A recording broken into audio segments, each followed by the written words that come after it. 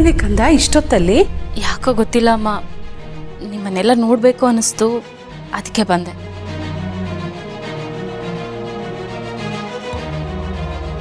ಕಂದ ನೀ ಬಂದಿರೋದು ಖುಷಿನೇ.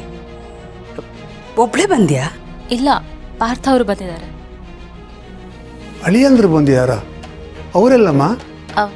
ಅವರು ಹೊರಗಡೆ ಕಾರಲ್ಲಿದ್ದಾರೆ. ಕಾರಲ್ಲ, ಒಳಗೆ ಕರೆಯುತ್ತಾನೆ. ಅದು ಪಾರ್ಥ ಅವರು ಬೇಜಾರಲ್ಲಿದ್ದಾರಮ್ಮ. ಅವ್ರು ಇಲ್ಲಿಗೆ ಬರೋದು ಬೇಡ ಅಂತ ಹೇಳಿದ್ರು. ನಾನೇ ಅವ್ರನ್ನ ಒತ್ತಾಯ ಮಾಡ್ಕೊಂಡು ಕರ್ಕೊಂಡು ಬಂದೆ.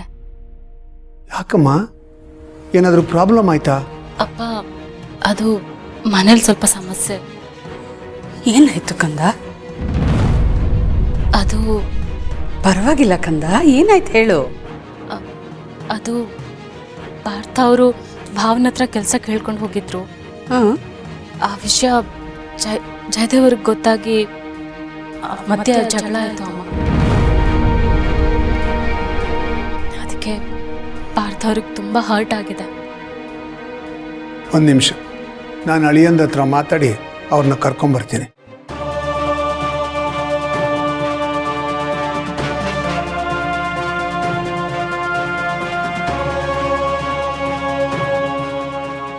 ಅಳಿಯಂದ್ರೆ ಮಾವಾರ್, ನೀವ್ಯಾಕೆ ಬರೋದಕ್ಕೆ ಹೋದ್ರಿ? ಇನ್ನೇನು, ನೀವು ಮನೆ ಬಾಗಿಲು ತನಕ ಬಂದು ಒಳಗೆ ಬರದೆ ಹೋದ್ರೆ? ನೋಡಿ, ನನಗೆಲ್ಲ ವಿಷಯ ಗೊತ್ತಾಯ್ತು, ನನಗೆಲ್ಲ ಅರ್ಥ ಆಗತ್ತೆ. ಹೌದು ಮಾವ, ಒಂದು ಗಾದೆ ಮಾತಿದೆಯಲ್ಲ, ಹುಟ್ಟ ಹುಟ್ಟ ಅಣ್ತಮ್ಮಂದ್ರು, ಬೆಳೀತಾ ಬೆಳೀತಾ ದಾಯಾದಿಗಳು ಅಂತ. ಈಗ ನಮ್ಮ ಮನೆ ಪರಿಸ್ಥಿತಿ ಕೂಡ ಹಾಗೆ ಆಗಿದೆ. ನನಗೆ ಬಿಗ್ಬ್ರು ಅಂದರೆ ತುಂಬ ಪ್ರೀತಿ. ಆದರೆ ಜಯಬ್ರು ಅವನು ತುಂಬಾ ದ್ವೇಷಿಸ್ತಾನೆ. ಅವನು ನಮ್ಮಿಬ್ರೂ ದ್ವೇಷಿಸ್ತಾನೆ. ಹೀಗಿರುವಾಗ ಎಷ್ಟು ದಿನ ಅಂತ ನಾನು ಸಹಿಸ್ಕೊಂಡಲ್ಲಿರಲಿ ಮಾವ? ನೋಡಿ ಅಳಿಯಂದ್ರೆ, ರಾಮ ಲಕ್ಷ್ಮಣ ಭರತ ಶತ್ರುಘ್ನ ಎಲ್ಲ ಅಣ್ಣ ತಮ್ಮಂದರು. ಆದರೆ ಒಂದೇ ತಾಯಿ ಹೊಟ್ಟೆಯಲ್ಲಿ ಹುಟ್ಟಿದವರಲ್ಲ. ಒಂದು ರೀತಿಯಲ್ಲಿ ಅವರು ದಾಯಾದಿಗಳೇ.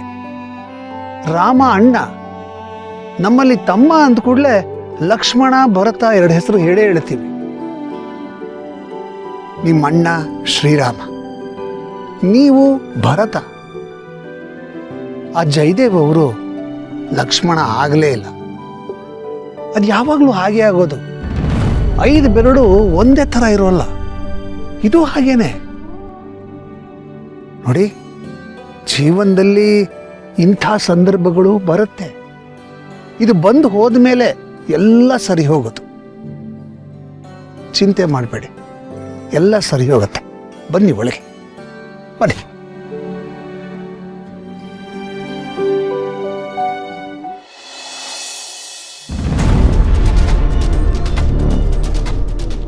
ಏನ್ರ ಇದು? ಇಡೀ ವಟಾರದವರೆಲ್ಲ ಆಚೆ ಬಂದರು, ಆದರೆ ನನಗೆ ಬೇಕಾಗಿರೋ ಪೀಸೇ ಆಚೆ ಬರಲಿಲ್ವಲ್ರ? ಈಗೇನು ಮಾಡೋದು ಬಾಸ್? ಪಟಾಕಿ ಎಲ್ಲ ಖಾಲಿ. ಪಟಾಕಿ ಖಾಲಿ ಆದ್ರೇನು, ನನ್ನ ಹತ್ರ ಐಡಿಯಾಗಳು ಖಾಲಿ ಆಗಿಲ್ಲ. ಬಂದೇ ಇರ.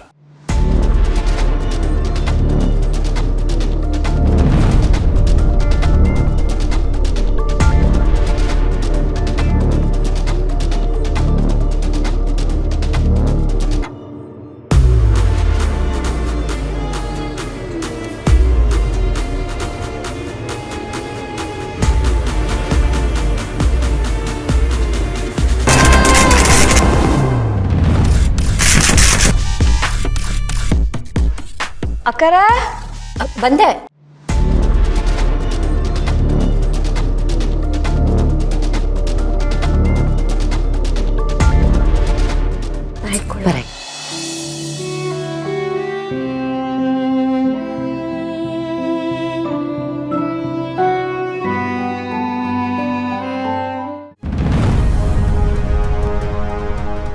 ಟ್ರಾನ್ಸ್ಫಾರ್ಮೇ ಡಮಾರ್ ಅಂದಮೇಲೆ ಕರೆಂಟ್ ಎಲ್ಲಿಂದ ಬರುತ್ತೆ? ಇನ್ನವಳು ಓದ್ಕೊಂಡಾಗೆ. ನನ್ನ ಐಡಿಯಾ ಗ್ರ್ಯಾಂಡ್ ಸಕ್ಸಸ್.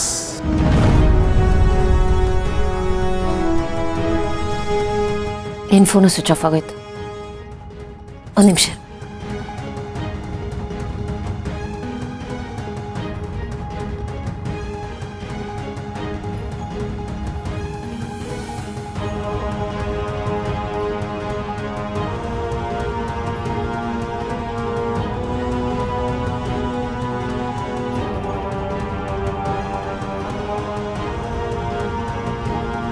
ಕಷ್ಟ ಆಗ್ತಿದೆಯಾ?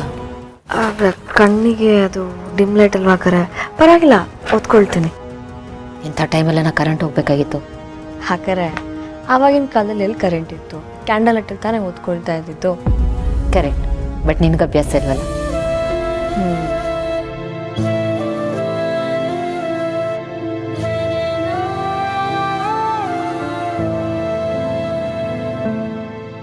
ಇಷ್ಟೊತ್ತಾದ್ರೂ ಕರೆಂಟ್ ಬಂದಿಲ್ಲ.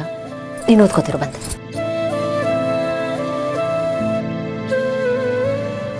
ಗೌಡ್ರೆ, ಒಂದು ಸ್ವಲ್ಪ ಹೆಲ್ಪ್ ಮಾಡಿ. ಇ ಬಿ ಅವ್ರಿಗೆ ಕಾಲ್ ಮಾಡಿ ಕೇಳಿ, ಇಷ್ಟೊತ್ತಾಯಿತು ಕರೆಂಟ್ ಬಂದಿಲ್ಲ, ಯಾವಾಗ ಬರುತ್ತೆ? KEBಗೆ ಏನು ಪ್ರಯೋಜನ ಇಲ್ಲಮ್ಮ. ಏಕೆ? ಹೊರಗಡೆ ಟ್ರಾನ್ಸ್ಫಾರ್ಮ್ ಡಮ್ ಅಂತ ಸೌಂಡ್ ಬಂತು.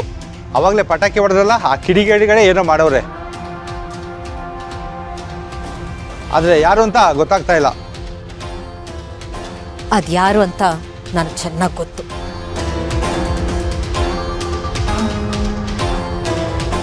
ಸರಿ,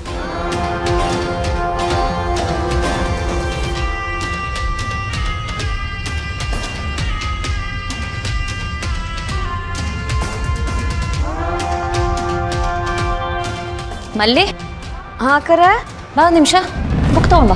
ಹಾ.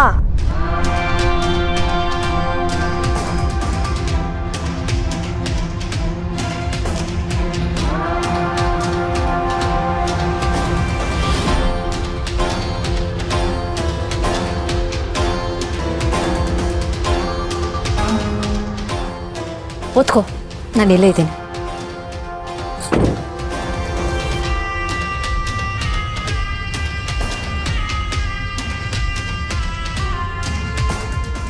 ಅಲ್ಲ ಭೂಮಿಕಾ, ಏನ್ರ ತಲೆ ಇವಳ್ದು? ಇವಳು ತಲೆನ ತಗೊಂಡೋಗಿ ಮ್ಯೂಸಿಯಮಲ್ಲಿ ಇಡಬೇಕು ಕಣ್ರು. ಅಂತಿಂತ ತಲೆ ಅಲ್ಲ ಇದು. ಕಾರ್ ಒಳಗಡೆ ಕೂರಿಸ್ತೀಯ ಭೂಮಿಕಾ? ಈಗೇನು ಮಾಡೋದು ಬಾಸ್?